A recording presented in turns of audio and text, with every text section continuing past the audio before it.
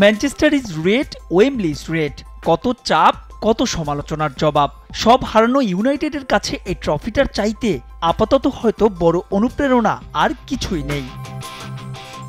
Manager হিসেবে ৯ নম্বর শিরোপা ইউনাইটেডের হয়ে দ্বিতীয়, তবে শুধু এফএ কাপের ঐতিহ্যের বিচারেই নয়, এই মুহূর্তটা নিজের কোচিং ক্যারিয়ারের হয়তো সেরা মুহূর্ত এরিক টেন হ্যাগের। গুঞ্জন ছিল হারুক কিংবা জিতুক, এই ম্যাচে রেড ডেভিল ডাগআউটে ডাচ মাস্টারমাইন্ডের হতে যাচ্ছে শেষ ম্যাচ। তবে ওসবে এখন থোড়াই কেয়ার। ভাগ্য নাকি সাহসীদের পক্ষেই থাকে সবসময়।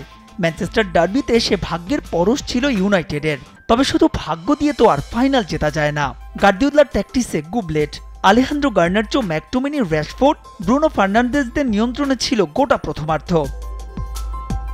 সে আতঙ্কে এলোমেলো সিটি রক্ষণ, নইলে এমন ভুলও হয়। নিরীহ একটা বল পোস্ট থেকে বেরিয়ে আসা সিটি কিপার স্টেফান ওর্তেগাকে পাস দিয়ে কি করলেন ইয়োস্কো গাভার্দিওল।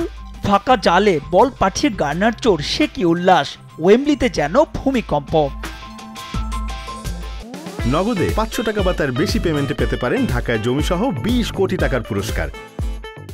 ৩০ মিনিটে এগিয়ে যাওয়ার পর আরও উদ্দীপ্ত হয় ইউনাইটেড। ৮ মিনিট বাদে র্যাশফোর্ডের গোল বাতিল হয় অফসাইডের গোড়ায়, কিন্তু পরের মিনিটে কেবি মাইনোর এই গোলটা দলীয় ছন্দের অসাধারণ উদাহরণ। জোড়া ব্যবধানে পিছিয়ে পড়া সিটি দ্বিতীয়ার্ধে ম্যাচে ফিরতে মরিয়া হয়ে ওঠে। ৫৫ মিনিটে Jeremy Doku to Phil Foden, Erling হল্যান্ডের বুলেট গতির শট, কিন্তু এই দফায় খলনায়ক বারপোস্ট। ম্যান সিটি অবশেষে গোলে দেখা পায় নির্ধারিত সময় ম্যাচ শেষ হওয়ার মিনিট ৩ আগে। বেলজিয়ান ডেঞ্জারম্যান ডোকুর ডান পায়ের শট, আর তাতেই ওনানার ভুল।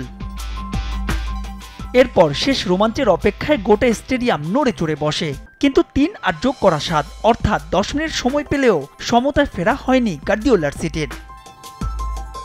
এ জয় ১৩তম এফএ কাপের শিরোপার পাশাপাশি গেলবার ফাইনাল হারে শোধ নেওয়া হলো ইউনাইটেডের সঙ্গে। আসন্ন মৌসুমে ইউরোপা লিগ তারা করল নিশ্চিত, আর উজ্জ্বল হলো এরিক টেন হ্যাগের ওল্ড ট্র্যাফোর্ডের থেকে যাওয়া। মাহবুব রিমন, সময় সংবাদ।